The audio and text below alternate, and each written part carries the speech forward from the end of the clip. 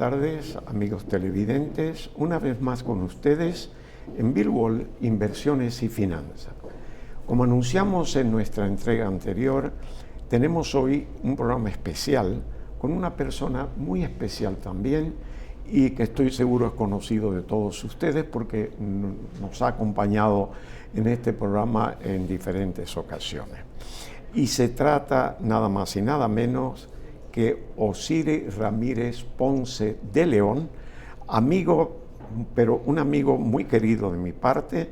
Hemos compartido, lo admiro y está con nosotros. Gracias por estar con nosotros, Osiris. Qué bueno tenerte aquí. No, gracias a ti, Bill, por volverme a permitir compartir contigo el honor de estar en tu programa y básicamente en esta plataforma que nos permite llevarles con claridad temas a veces hasta espinosos, pero que las aristas que nosotros tocamos, y vale la pena resaltarlo, son aristas básicamente técnicas y desde el punto de vista epistemológico, científico, hermenéutico, no son temas de carácter personal ni de pasión.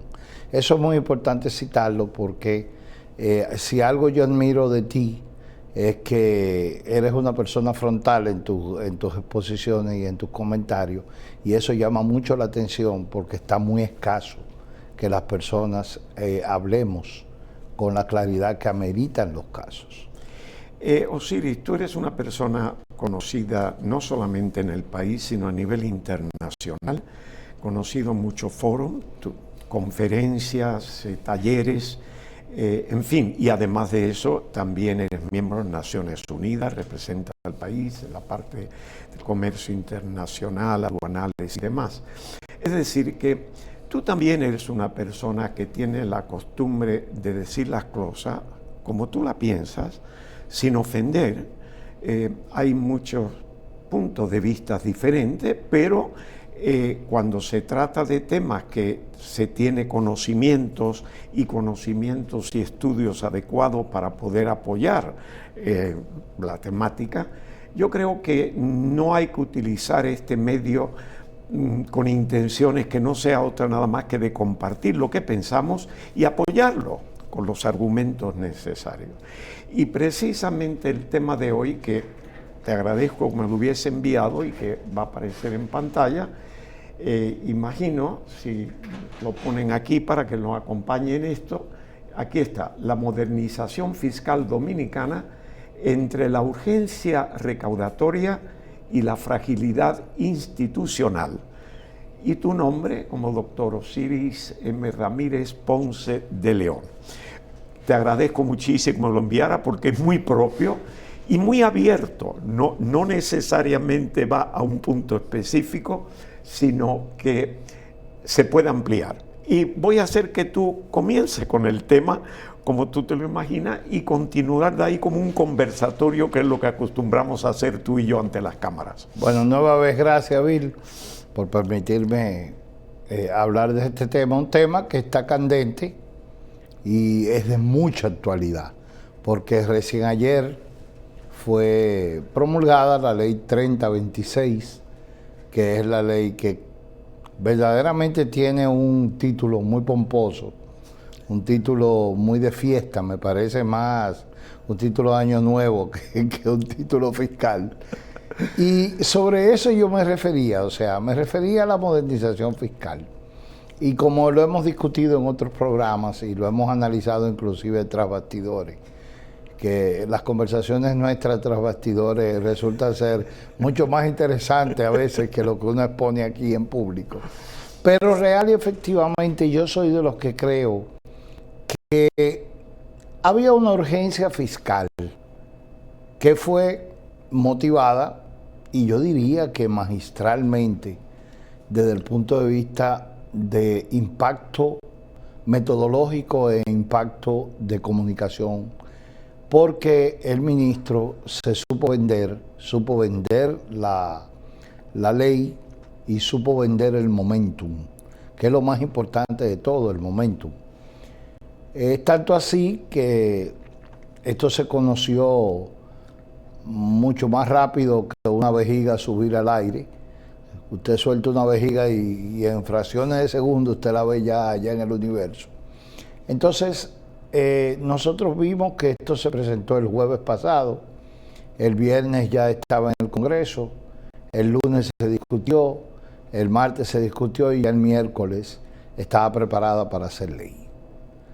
Esto conlleva a que esa urgencia fiscal no creo que haya tomado en cuenta, y eso hay que verlo, la sensibilidad social.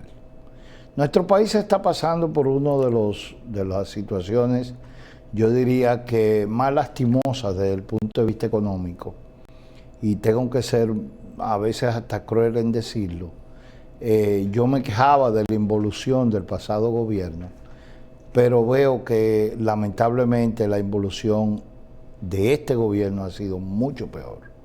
Ha sido peor porque hay muchísimos instrumentos institucionales, e inclusive oficinas que son gubernamentales, que en lugar de avanzar lo que han hecho es retroceder.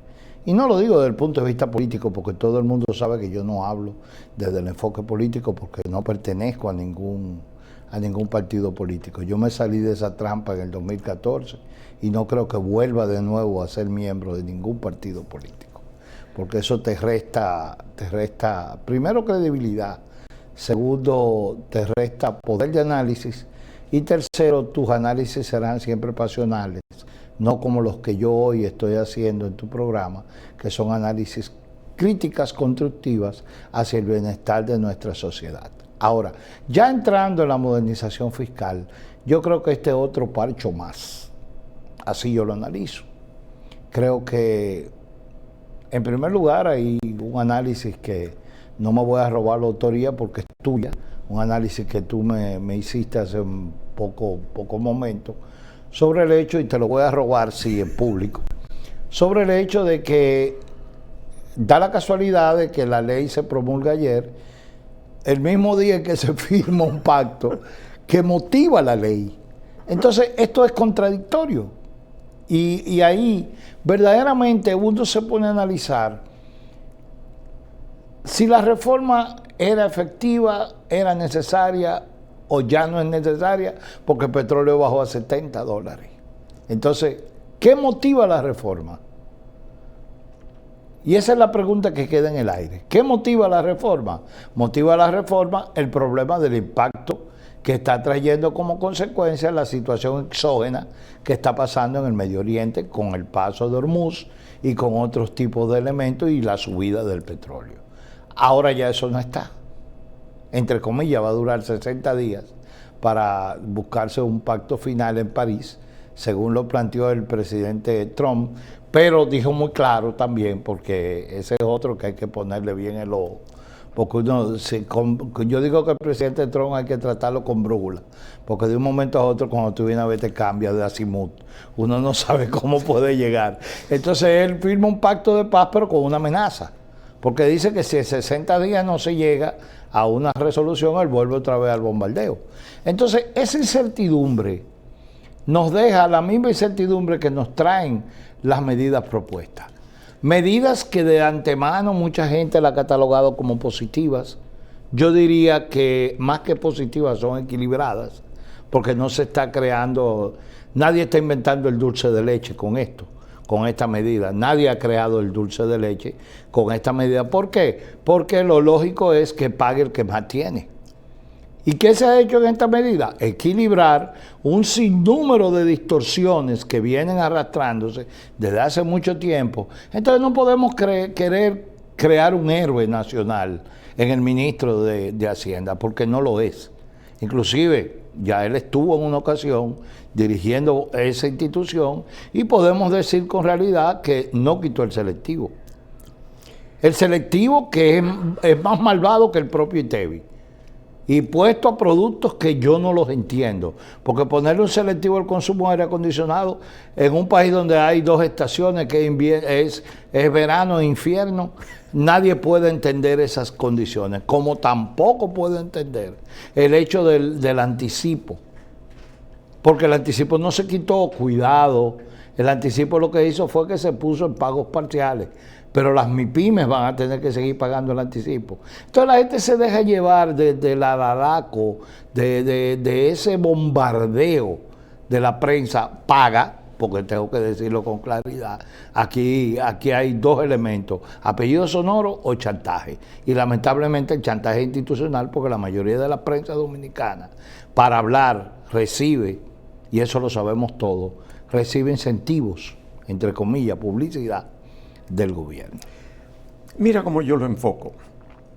El país ya hace años que requería una reforma fiscal. Reforma fiscal. Reforma fiscal. La reforma fiscal obviamente requiere un análisis completo de los ingresos que requiere el gobierno para su presupuesto y al mismo tiempo un análisis de los gastos, obviamente. No solamente una parte, porque como que desencaja el balance, ¿no? El equilibrio. Entonces, vemos que eso venía, pero por cuestiones del momento salió un plan que no era el adecuado y se echó para atrás y no pasó nada.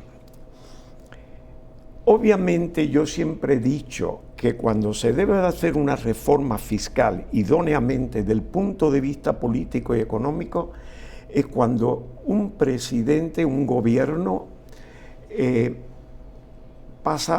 tiene la oportunidad de tener un segundo periodo.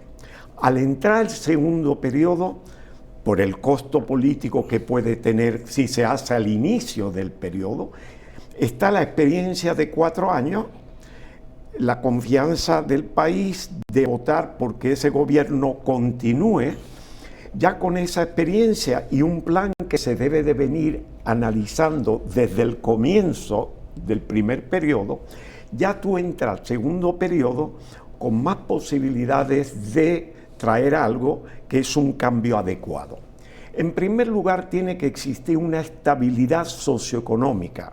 No se pueden tomar medidas cuando hay presión. Son medidas que realmente, como lo dije anterior al comienzo del programa, es como la salud. Si tú esperas tener la enfermedad, va a llevarte al hospital, obviamente a emergencia, y van a tener que actuar ya con cierto grado de desesperación. Pero si tú lo haces cuando estás en salud y te vas por la medicina preventiva y haces algunos ajustes y demás, las posibilidades de poder tener una recuperación a cualquier enfermedad, inclusive evitarla, es así. ¿Qué tenemos? Tú dijiste el momento, en inglés el timing.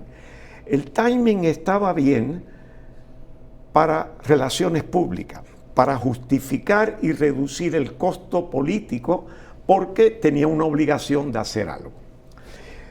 No es el timing adecuado. El timing adecuado es cuando no existe esa presión para hacerlo y tomarse el tiempo.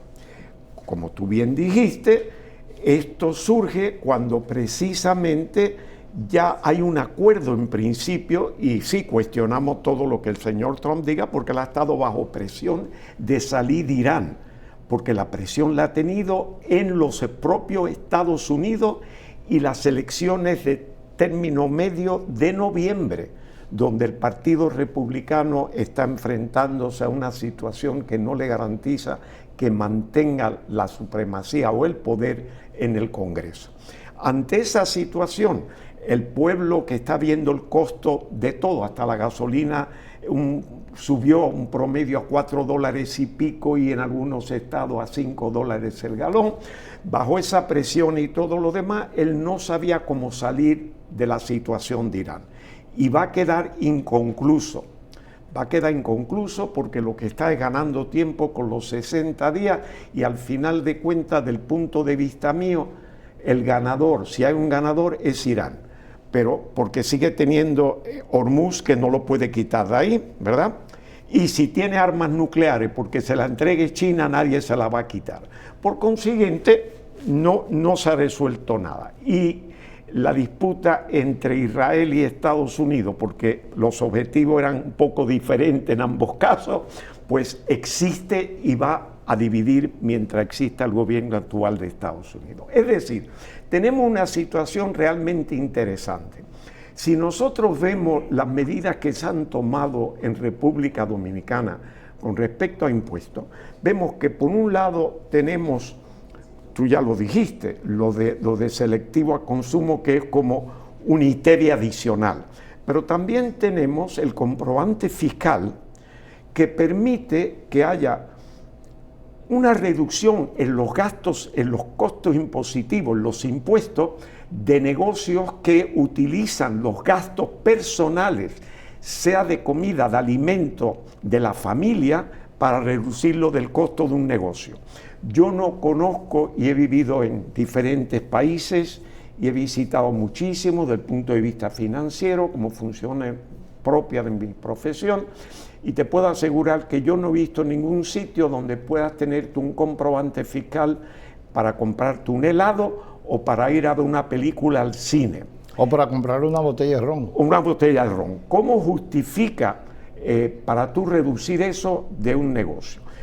Quiere decir que tenemos un conflicto donde hemos llegado al punto de una confusión absoluta de los impuestos. Los impuestos, las medidas tienen que ser sencillas, lo más fácil, no solamente para recaudar, sino para poder controlar, para poder asegurarse que no hay las evasiones que hay, que no hay los incentivos que hay por un lado. Estados Unidos hoy, la gasolina ha bajado, el precio de los combustibles en Estados Unidos han vuelto a estar por debajo de $4. Nosotros, con todo este equilibraje que se ha hecho aquí de estas nuevas medidas, no se ha bajado esta semana el costo del combustible. El combustible sigue como cuando estaba el galón a $90, ¿verdad? El barril. Es decir, no se ha hecho ajuste. Vamos viendo que el propósito de esto era recaudar 40.000 millones o lo que fuera de pesos, y no va a modificarse. Mi temor es, y te voy a pasar la palabra a ti, que esto sea como las medidas que se han tomado, un parcheo que se constituye en algo permanente, El anticipo que tú mencionaste es un monto que percibe el Estado que no se ha devengado aún. Es un préstamo, debe de contabilizarse como tal en las cuentas públicas del Estado. Si yo tengo que hacer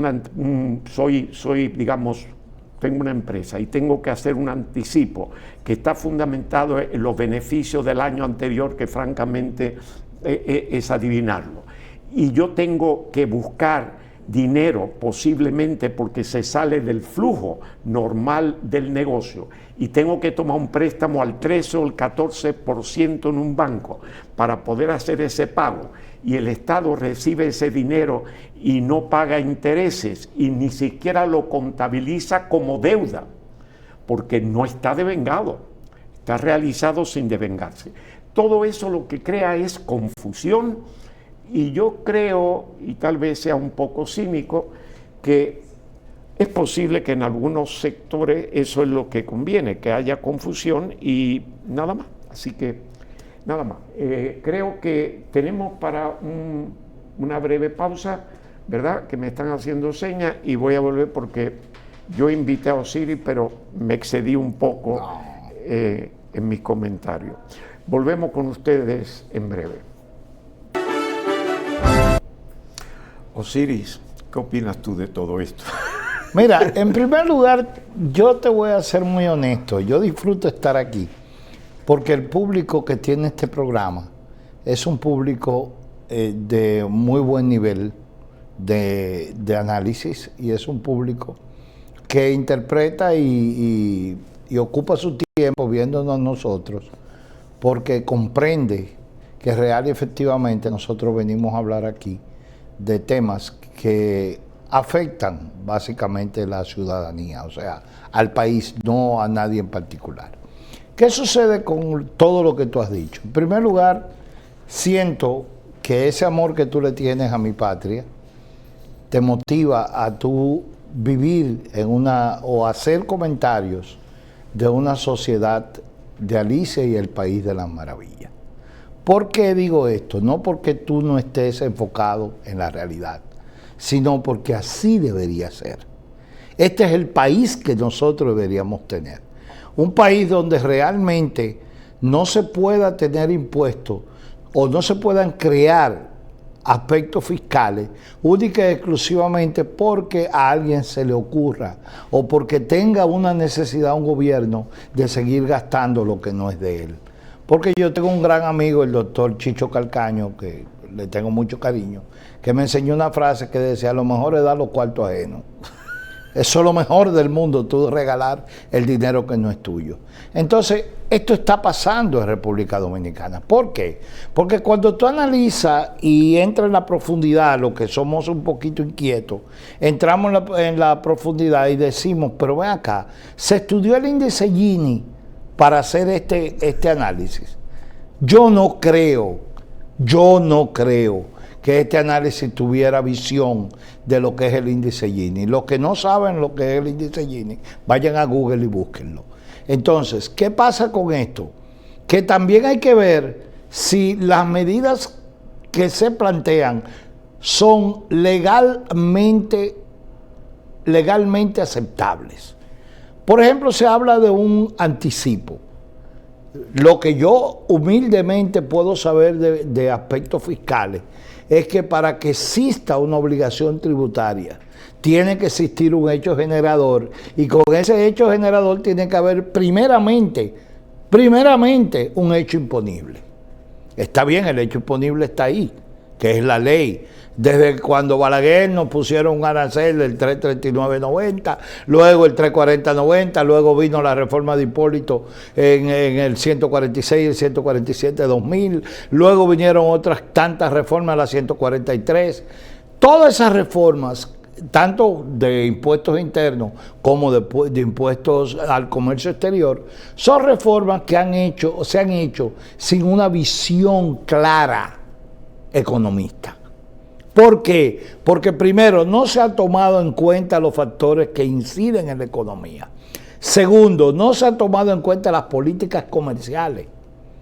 Señores, nosotros somos de los pocos países que todavía para traer una importación de un rubro agrícola tenemos que pedir una licencia, un permiso. Eso es un absurdo.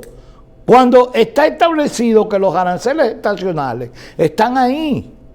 Y el arancel estacional lo que te establece es que mediante el proceso de la cosecha, usted tiene que poner el arancel nacional más el arancel consolidado. ¿Qué es el arancel consolidado? Ya se discutió en el 1995, que es de un 40%. Si este producto tiene un 20% de arancel base nacional, usted le suma ese 20 más el 25, es un 45 más el 18 del ITEVI, que se convierte en un 20, es un 65. ¿Quién va a traer un producto agrícola con un 65% de arancel? No, pero ¿qué pasa? Que hay sectores muy claros, políticos y empresarios, que tienen una mafia con el tema de los productos agrícolas. Una mafia montada. Y eso molesta cuando yo lo digo, pero a mí me importa. Porque lo tengo que decir, porque la población tiene que entender que cada permiso de eso, cuando un importador lo paga, no se queda con el bolsillo del importador. ¿A quién se lo transfiere? Al que va y compra el ajo, al que va y compra el tomate, al que va y compra... El que paga realmente esa licencia, esos permisos, somos nosotros. Entonces, eso es lo que la población debe entender y que no se dejen engañar, como ya me pasó a mí me engañan. Yo me siento engañado. Ahora, de todas maneras, cabe resaltar que la medida, porque esto no es una reforma, y es lo que tenemos que decir claro en este país. Esto no es una reforma ni es un pacto fiscal. Esto es sencillamente una medida recaudatoria. Eso es como cuando a nosotros nos quisieron vender la famosa rectificación técnica de los 8 famosos productos, que eran una medida contra obstáculos técnicos del comercio. Eso en ningún momento fue ninguna rectificación técnica, porque como tú rectificas algo que ya se aprobó en un acuerdo multilateral y donde ya hay países que realmente, nos quieren ver la cara de tonto en muchas ocasiones, pero no todos somos tontos. Aquí hay mucha gente que estudia, aquí hay mucha gente que se prepara. Entonces, al final de cuentas, lo que tú planteas, Bill, a mí me parece muy interesante. ¿Por qué es interesante?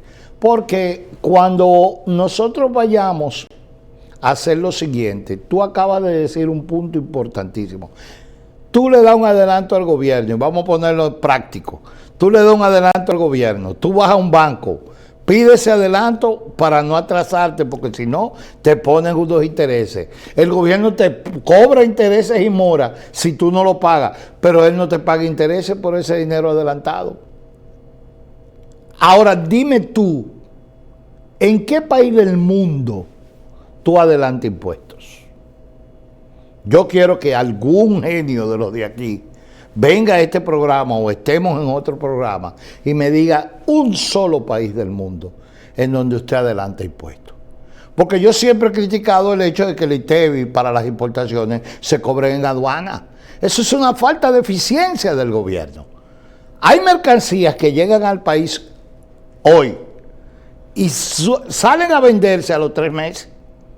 Mientras tanto el gobierno ya tiene el ITEVI de esa mercancía. ¿Y quién paga esos intereses de esos productos que están ahí? Usted lo que está haciendo es encareciendo la cadena de suministro. Porque además de que hay que pagarle un almacenaje a esa mercancía, también hay que pagarte a ti como Estado. A ti como Estado hay que pagarte por adelantado el ITEVI. Entonces, esas son cosas que la población no entra en la parte minuciosa de esos temas. Pero nosotros que estamos a diario viendo esta situación, es lo mismo con el caso de ciertos aranceles que se le ponen a ciertos productos. Mira, hoy mismo acaba de suceder un incendio en Valladolid, en La Romana, en un hotel que se llama Viva Dominicus. Le va la publicidad al hotel, pero no importa. El problema es que nos sentimos muy mal, porque todo esto, señores, se pudo haber evitado. ¿Cómo se pudo haber evitado si eso hubiera tenido un sistema de control de incendio?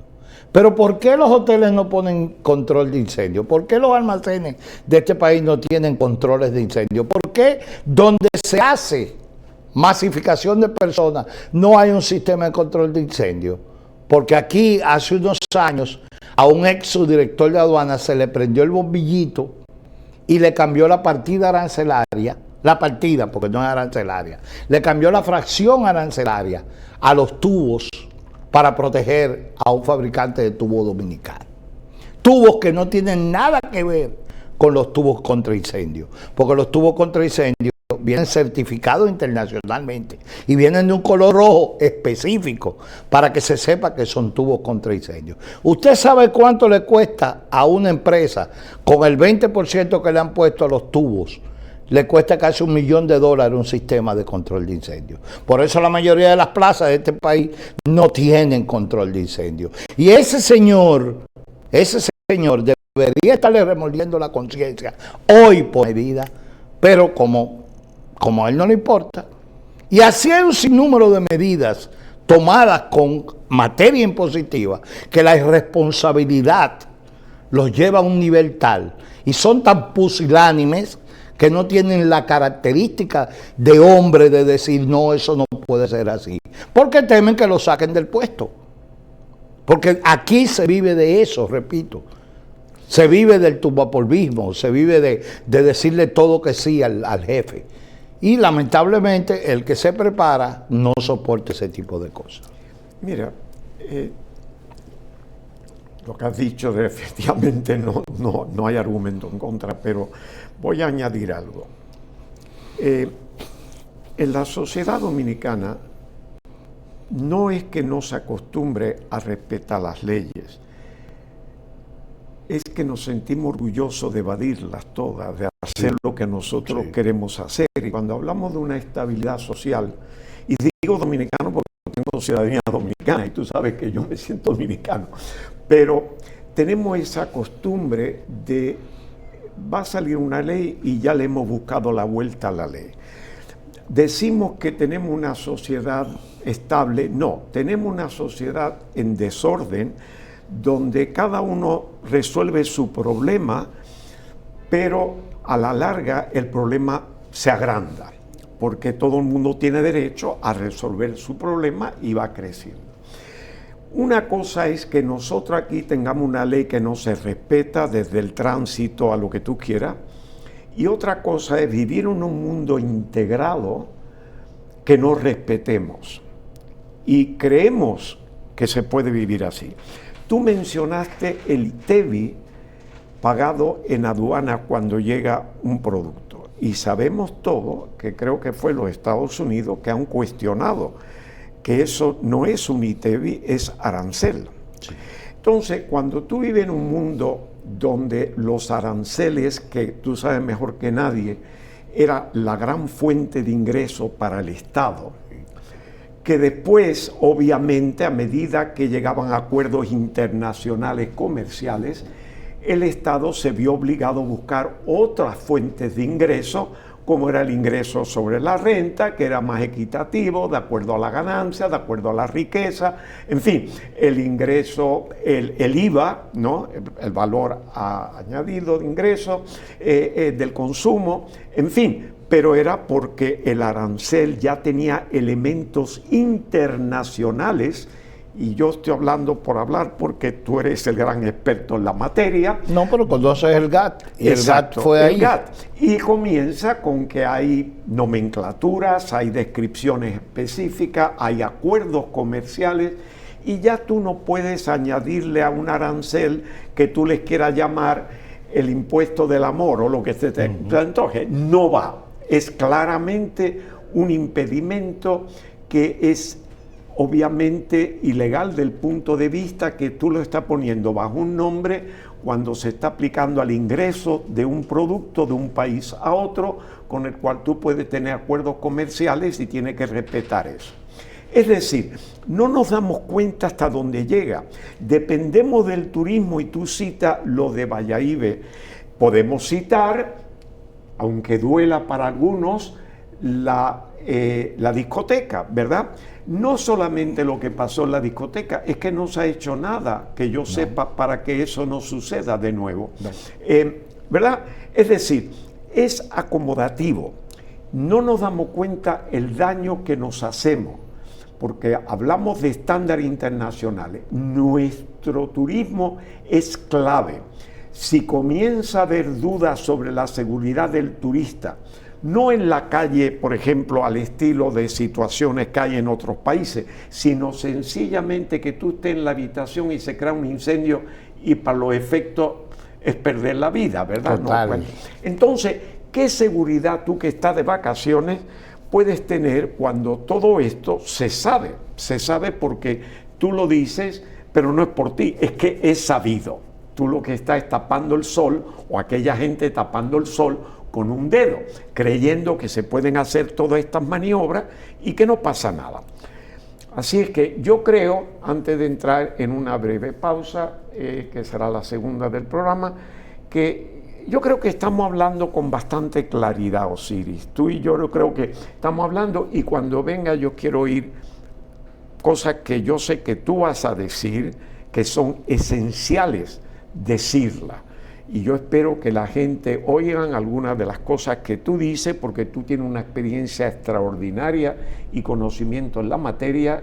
Que lo oigan, por favor, que lo piensen, porque este programa lo que busca realmente en el fondo es que se piensen las cosas, que se analicen, que se lleguen a conclusiones propias, pero con los elementos fundamentales para entender de qué se trata todo y el efecto que tiene cualquier decisión que se tome a nivel que sea en el hogar, personal, cuestiones gubernamentales, que se piense antes de tomar decisiones, porque realmente el mundo es que si tú pones una cosa en un lugar, desafortunadamente desplaza a otra que estaba ahí.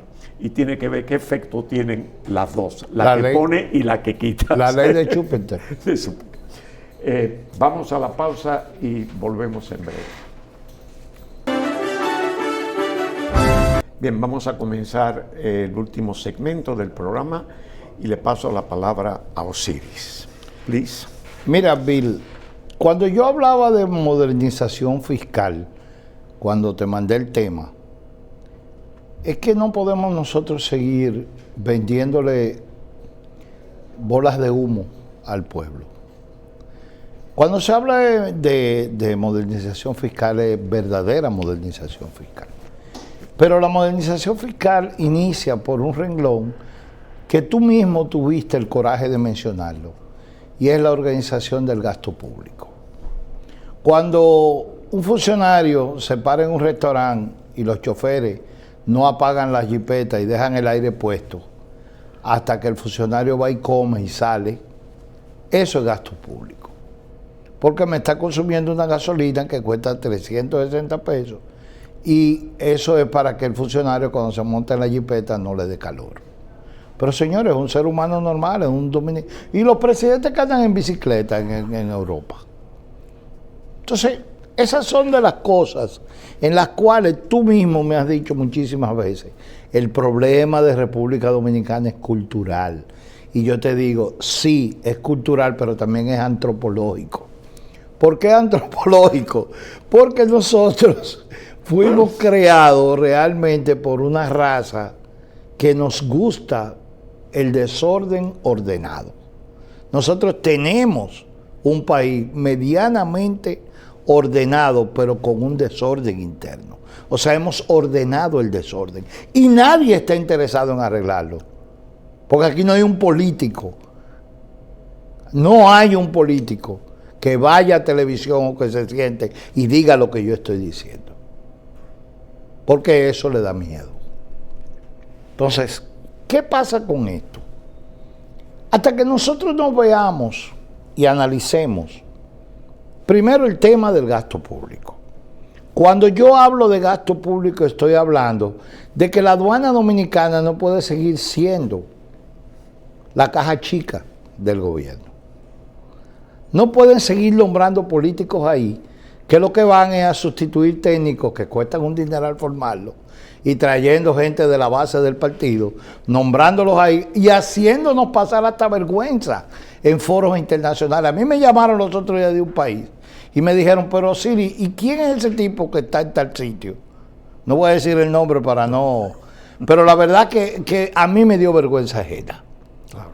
Porque mandan a una persona que no sabe un bledo de lo que está hablando y sacan al verdadero técnico, al que sí sabe, porque no forma parte de la estructura política del funcionario que está ahí. Entonces, esa mediocridad es la que ha transgredido todo el sistema de la meritocracia dominicana, comenzando por el Congreso de la República. A mí me asombró la noticia de hoy, que los congresistas dominicanos se sentaron a analizar en el Senado los impuestos de las bancas, o lógico, porque la mayoría son banqueros. Entonces, ¿cómo es posible que una sociedad se sustente en un nivel de mediocridad de tal altura, en donde los que hacen las leyes sean los primeros que violan la ley? Entonces, yo no comprendo ese tipo de actitud. Yo no comprendo ese tipo de sociedad.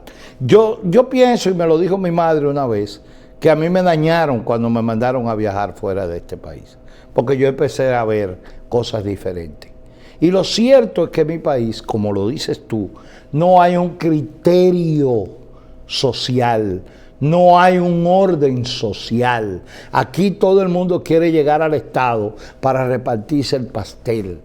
Y eso es lo que está motivando que la modernización fiscal, por ejemplo, vamos a un caso específico. ¿En qué país del mundo, por ejemplo, el sistema de riesgo de aduana lo ponga un puerto? En este país, es vergonzoso decirlo, que el sistema de riesgo, el software del sistema de riesgo lo puso un puerto. Entonces, ¿cómo es posible que regulado regule al regulador? Y todavía más, todavía está intentando ese mismo puerto colocar a través de un tercero el sistema automatizado aduanero de las aduanas. Entonces, ¿dónde está la competitividad? ¿Qué hacemos con los agentes de aduana? ¿Qué hacemos con los consolidadores de carga? ¿Qué hacemos con los navieros? ¿Qué hacemos con los demás puertos? Si tú eres quien va a tener el control. Porque no me diga que después que tú entregues ese software, eso es como, por ejemplo, que para mencionar el nombre, un banco, vamos a decir el Scotian Bank o el Royal Bank, vaya a la superintendencia de banco y le diga a W Fernández, mire, este es el software con que vamos a medir todos los bancos del país. Entonces, ¿qué es esto? ¿A dónde es que estamos yendo? Entonces, cuando yo digo eso, lo que dicen, no, ese muchacho es conflictivo. O ya no muchacho, porque ya no soy un muchacho, yo soy un viejo. Pero dice que ese tipo es conflictivo, ese tipo es peligroso, oigan la palabra, peligroso, porque verdaderamente a mí no me han podido comprar ni me van a comprar. Porque a mí nadie me va a decir lo que yo tenga que decir. Entonces, ese grado de responsabilidad social es el que muchos de nosotros nos toca jugar, pero no lo jugamos porque entonces perdemos los ingresos. Aquí hay muchísimos grupos que saben que yo sé, pero no me usan, porque tienen miedo a que yo les diga que las cosas no las están haciendo bien. Entonces, ahí es que hay que empezar a corregir. Lo que tenemos que corregir nosotros es corregirnos a nosotros mismos. Podemos ser san economistas graduados de las universidades. Yo estudié en Solvay, en la Universidad Libre de Bélgica, que es una de las escuelas más prestigiosas del mundo en economía internacional. Pero ¿qué pasa? ¿Puedo yo poner una fórmula aquí arancelaria? No me la van a respetar. ¿Por qué? Porque aquí está prohibido traer mercancía usada siempre y cuando sea un tipo de mercancía usada, porque de pacas estamos full y las pacas están supuestamente prohibidas, pero se siguen vendiendo. Entonces, son de esas falacias que uno dice, pero Dios mío, ¿en qué sociedad es que yo vivo? ¿Qué mentira diaria es la que yo vivo? Es una mentira lo que nosotros vivimos. Y eso no puede seguir siendo así. Nosotros tenemos que tener una sociedad que realmente enfrente los problemas con la suficiente verdad en la mano y con la suficiente madurez política de entender que lo que está mal, está mal. Y no es ir a criticar a nadie, porque si usted me pregunta a mí sobre la reforma, entre comillas, yo le voy a decir, bueno, la reforma tiene una parte buena y tiene una parte mala. Pero esa parte buena se convierte en mala para lo que vamos a pagar los productos. Porque cuando tú le subes a un empresario un costo de una mercancía, tú estás creando, tristemente estás creando inflación. Entonces, hasta ahí quiero llegar, porque sé que el tiempo, y seguro tú quieres opinar sobre lo que yo acabo de decir. Voy a opinar una cosa que te va a sorprender, porque no te la espera. Pero sí es un ejemplo de que si no podemos cambiar las cosas, le cambiamos el nombre a las cosas. Sí. Entonces tú dijiste los banqueros, pero aquí los banqueros son tanto los que trabajan en instituciones bancarias como los que trabajan en casas de apuestas, que no se llaman casa de apuestas, se llaman banca. Entonces nos confunden, ¿verdad? Sí, aquel que fue banquero razón. Y fue banquero. Se siente ofendido inclusive. Me siento, bueno, no porque lo digas tú, pero me hace gracia más que nada porque el banquero ha sido tradicionalmente en la banca que yo viví una persona asociada con la seriedad, sí. Honestidad. Con prestigio, y obviamente la palabra. Prestigio, sencillamente porque manejamos dinero ajeno. Mis dos hijos son banqueros. Y entonces tenemos el caso de las casas de apuesta que no se dicen que son casas de apuesta, se dicen que son bancas. Y claro, como son muy parecidos la banca, ¿verdad? El banco y eso, bueno. Y eso tal vez sea yo creo que es un ejemplo de cómo podemos aceptar cosas que no son buenas, las aceptamos como buenas porque le cambiamos el nombre. Yo no las acepto. No es que tú lo hagas, pero la sociedad ya habla automáticamente banquero, todos son banqueros.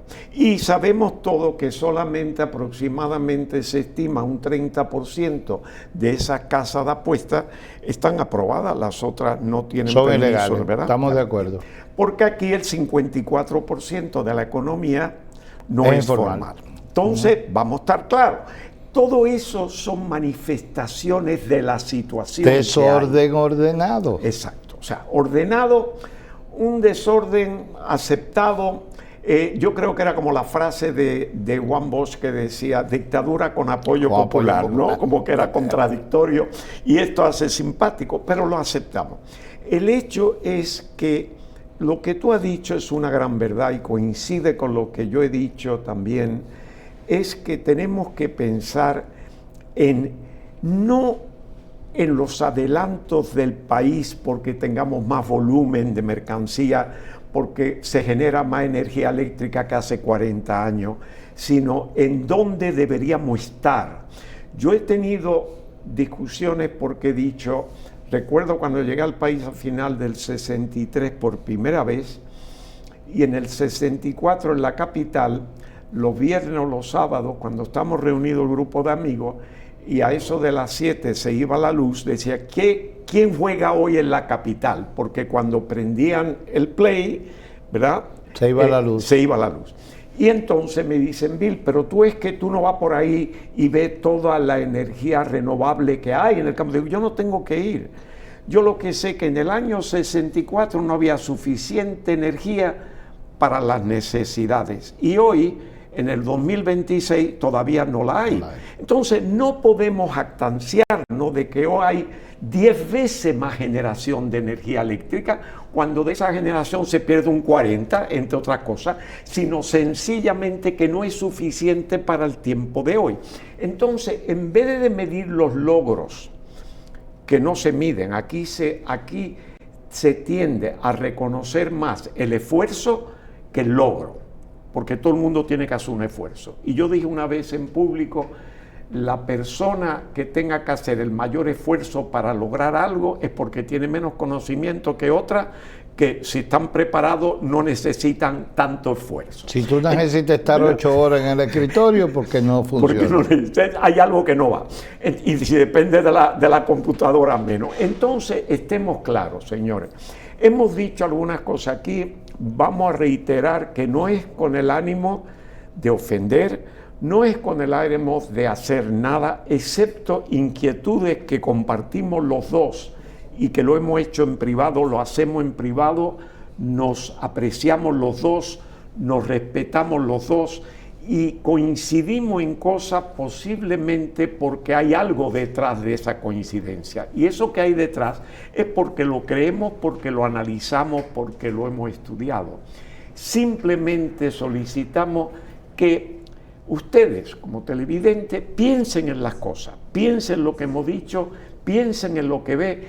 Este país tiene un potencial extraordinario, extraordinario. Hay condiciones aquí dadas fabulosas, el potencial. Si no lo cuidamos, si no hacemos las cosas como deben de ser, si no asumimos el esfuerzo, pero el esfuerzo para lograr, el premio está en el logro, que tenemos capacidad para ello, que no se nos vayan los jóvenes a otros países y en otros países se aprecia la capacidad y los conocimientos que tienen, mientras que aquí se tienen que ir en Yola a Puerto Rico. Por favor, pensemos nada más. Les ruego que piensen el potencial que existe si sencillamente vemos las cosas de una manera más realista. Hay que sacrificarse, habrá que sacrificarse, pero el país se merece cualquier sacrificio siempre que la intención sea el progreso y el bienestar del dominicano. Muchísimas gracias por estar con nosotros. Osiris, te aprecio muchísimo, te agradezco muchísimo. Eso es mutuo. Y te digo de verdad que sí, vamos a continuar haciendo programas, ¿no? Vamos a llamarlos programas de la inquietud, pero lo vamos a hacer. Y sin más ni menos, muchísimas gracias. Buen fin de semana, que tengan una feliz semana también y estaremos con ustedes en este programa el sábado próximo. Hasta entonces.